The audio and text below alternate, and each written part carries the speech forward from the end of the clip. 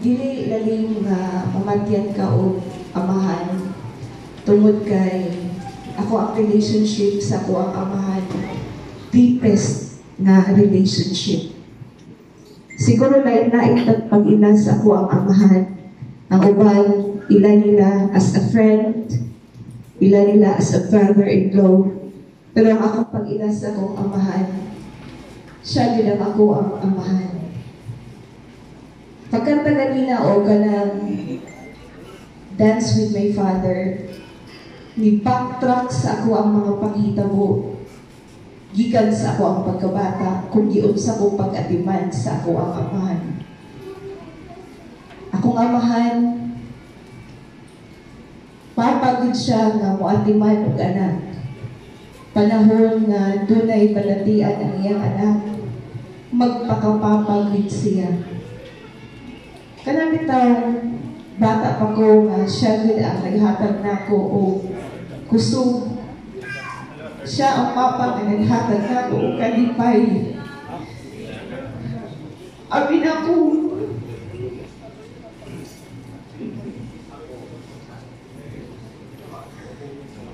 Abi na kung kaya na ako. Pero kaya na ako dito sa grasya o tabang sa Ginoo. There was one time na iana siya ni mama nga ikatuloy na ko. Gusto na daw siya mapahulay. Si papa, si mama, ningon siya nga pagdaghan pa kaitang mga plano. Daghan pa ta gustong atuan. Pero nakaingon ko nga, gikapoy na din si Papa sa iyang kahimtang. O dito, nakaingon ko nga, Lord, ako naging gitugyan ng akong amahan nila ni mo, Lord, kung makinaon sa manggali ang dagan sa iyang kinabuhi. Lisod ay ang maglatgono sa hinigugma.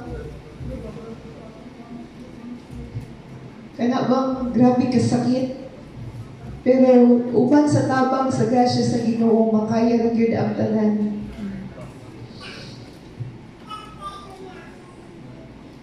Bali ko na ko pag-usab nga ang akong amahan, buutan, madinabangon, labaw sa tanan, kabalo siya mo amuka o mga anak.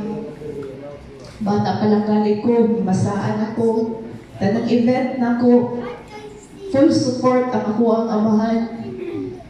Gigang elementary, hantod ni graduate ko college. Wabi na niya si Piata ang tanan. Dakong ay siya plano o pangandoy sa iyang mga anak.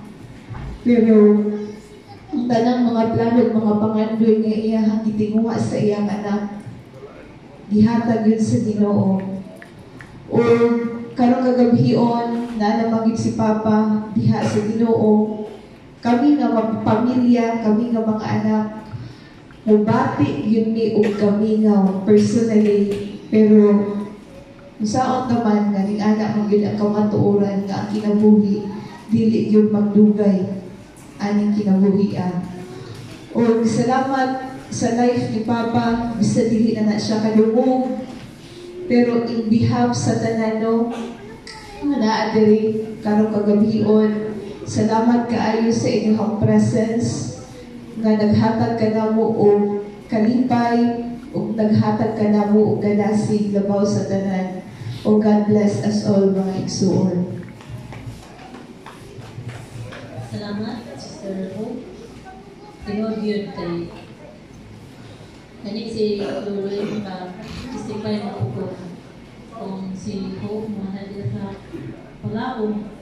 Ngayon siya na, Lord, ako na lang mo ay tagay balatian din lang siguro. So, nga na siya pagkamuga. Ato kita sa pagpamati sa testimony sa iya nga ng firstborn, si Kes Humano.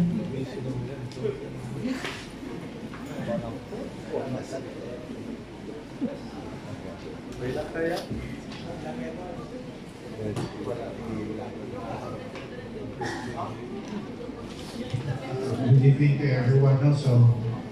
Thank you for all the time that you spent with me. Especially pag I'm here from the start, especially sa mga relatives ni Mama, atong time na late part, transfer ko sila from Bitlahan, and sila po. Just to make sure lang na doon hospital, because atong time na nagsakit-sakit na si Papa, medyo sakot worried na sa ating mga anak. So when my mom asked me personally and with my sister and brother, they would transfer Papa here. So ako po, ningon sa ko nga, it would be better because close sa hospital, time pamilya, at the same time, nasa'y masangkit tayo. Especially nga, ako is ko sa Cebu, si Faith o si Love based sa Manila, sa Luzon, and then si Hope, doon sa Mindanao, pero lagi ito, nag-stay sa mga. So, sa reality, but siguro as parents, masaktan po nila, nilang anak, grabe yung mga kabarin ng goals kinulit. So, despite of everything, that as much as we want to, that we would be with our parents this time, but due to our personal responsibilities and family responsibilities, we cannot. Though, as nag-offer sa kanya of options, but we prefer to be here in Iligan. So, we said yes. But before ko mo padayon niya ng area, salamat na po dahil kasi kalimut ko niya ako ba. Thank you po sa mga friends, relatives, Papa, especially ito kung sa hindi trabawan before, dito sa LGU, they also send their deepest condolences. And especially ito mga close ni Papa, may mga prakanya na kami dito because the distance, inabot sila na nagpakita ko sila sa simpatiba. So, kami sa we want also to thank them personally. We just also, as a family, we want you to know na care po namin ng mga previous employers before. Moving forward, by the night nga na incident ng ko, actually, wala kayo expect na kayo. Hindi kami expect. If it's God's time, it's God's time. So, more restraint to except for maagi. Otong ang nakakuhan yun, darating man is ang lola, actually. Pero auntie lang niya pagkakuntawan, kay bata pa man. So, si Lola Big, sa Big, ang Guzon. So, di lang yung mag-lola o lolo, kaya may kung sa ako, bata po mag-lola. So, lang diseases, lang po sa amin. The rest of the tinaining, sila yung nag-rescue, sa Posam, nag-pump, so nag-Posani, sa nag-Tibibet. So, the rest, I was really amazed how God's work even to the last time since we do it.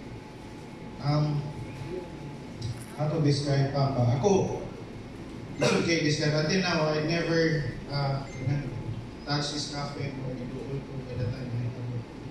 One reason is, ingong din po nagdahan ako Papa nga siyempre kami maglangan. As much as possible, I would stand with my parents. It's hard because it's personal instructions ako, but mingon sa ko nga, now, muna iyang love language ako. I learned that kamay pa ko, he often challenges me on things. He pushes me to the limits.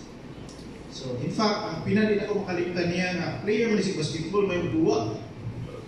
Niya ako napatulog basket niya, kaya siyempre makita ka kung ibang train niya. Makita manuwa. Nagilan ko niya na, dog na ano kayo kung swila lang. Bakul niyo sa kamay ko. Ngayon na po Papa, inahan ko makita basket niyo po. Sahay na nito, swila lang. To cut the long story short, hindi pa. Ini-college ako, di ka kasaka na unol ko. Jadi, hindi na may tabo, kailangan mas bright ako. Sa okay na, pero pasakaon tiga nga sa stage, may mo athlete of the year. So, ako pinagituman. In fact, when I graduated in MSU, I was recognized sa college as athlete of the year. So, dito niya na-prove na effective day yung language. So, starting ato yung mga challenges, yan yung pinagiging person. When it comes to love, care, support to us, isa kayo niya maritanan, pero one thing for sure is, yun yung ko, Papa, basta pamilya na islutan, isa kayo na islutan mo. Kasi he will do everything for his family. So, like our Father in heaven, He provides everything for us. So, di ko makuwang, di ko manubra, but He provides everything na atong needs. So, sama sa mong amahan, I feel that way. Sa among Christian life, we never, although it's my mom who became the first Christian, but makita na ko siyang kinabuhi, testimony ni God, kaya kinabuhi ni Papa. Doon ay time na master siya, grabe yung effort sa ministry, kita na ko, grabe siya to spend that time. I really appreciate that. I never say something that ako gito-gito nung sa kinabuhi na indeed, God is at work in His hands, in His life.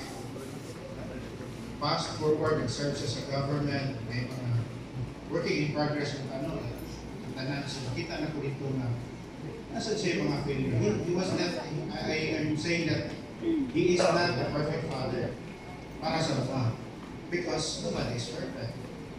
Pero makaingon din ko, He loves us the way He knows. Ako lang i-connect ko, because ako pinagtulog niya ang sa pagka-parents. Gusto ko kayo, may parenting school. So, hindi na ako na. So, para sa kuha, He does everything for us. So, me as son, nasa anak, nasa asawa, ako rin copy-paste. Matod pa sa ako, suod ng kagaw, ay copy-paste din ko rin. So, kung saan ang ibuhat, copy-paste din ka sa ito. Kung sa'yo maayo, di po tayo na. Kung sa'yo maayo, ako i-copy, wala kang i-enter sa mga. So, muna yung impact sa mga. So, in general, in conclusion, we will do God really has a purpose because God knows that. For it's a verse in Jeremiah, for I know the plans that I have for you, plans to prosper you, not to harm you, plans to give you hope and life. So, Bisaya pa, kung huwag yung naghatag na ito, hindi ay, anan ay, Senate plano sa so, para sa kuha, I know God, I experienced God because of it. Wala siguro the earthly nga pa, hindi ka na-picture sa earthly heaven. Especially si God. And para sa kuha, it's a blessing to have godly parents. It's also a blessing, a great blessing to become a father.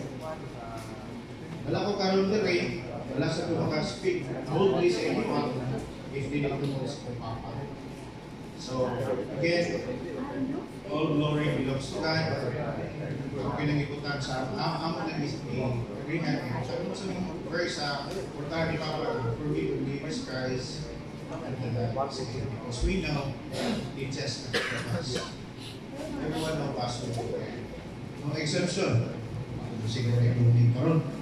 Siguro siguro yung mabilin. Pero again, in reality, we will go there. And ang question na lang din, are we prepared to go there? So, inon po lang Ginoo nga, for my grace is enough for you. It's a gift. So, salvation is a gift, man. So, I would say, it's a free gift, then, parang yung sa mga dawat ang for my grace, we have been saved through Christ. So, thank you so much. And, akong ipaila-ila dahil ako dahil before mo para makita mo na mo tanan, akong tawag na ako na exo, no? Na exemption. So, kung na akong next po si Faith. Ano ito? No.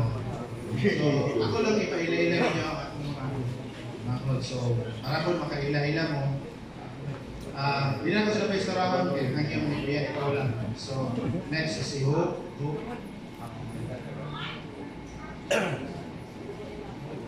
Next is si Love. Ali Love. And ang youngest is si Jung, si Jowash.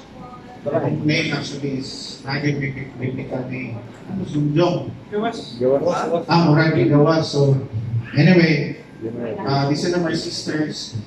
And we pull up all these things also para kay Papa. So, I think we all deserve your thank. We should say thank you to all of you for spending time with us.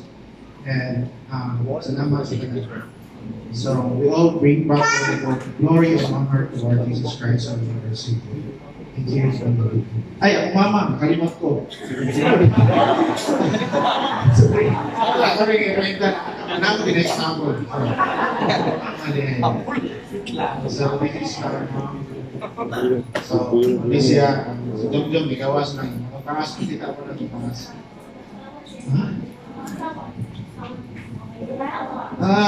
Okay, request din na may lang ang sige. Actually, nanihan wife, si husband si Obi na sa buwan mo. As yung kids, si Pastor Luther, kung brother-in-law. Preach first night today. So we have another pastor yang mo wife, Pastora sa Lizzie. So yeah, but then si Maria,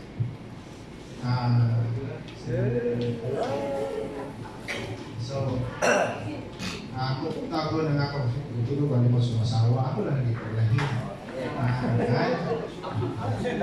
Yung wife, si Lane, ang iha ko, papa, ang nag-share niya si First. Kapag daw niya si Jom-Jom. Ay, isugo daw. Nagkuha sa iyang mother-in-law sa neighbor niya. Okay, sige.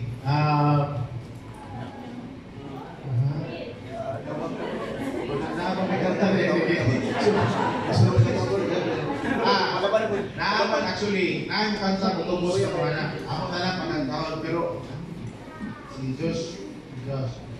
So, si Josh ang kanta para naman. Masarap kasi Maria sa city. Okay, so what na yan? Siguro na si Kari katong bata, kaya si Josh mo yung eldest ako ni Kenan Papa. So later,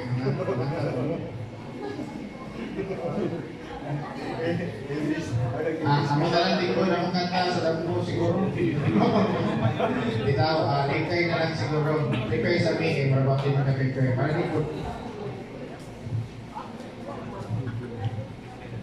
Hindi na magkanta ni Mama sa una. Sa tayo magkanta mo? Sir.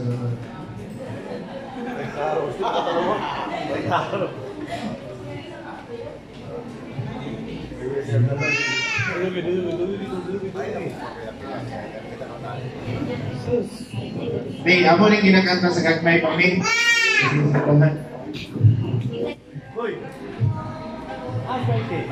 Mikey.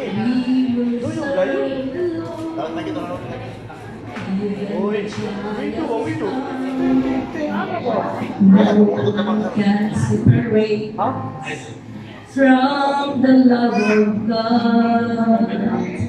We are more than conquerors, and no one can defeat us. We are the chosen generation. We are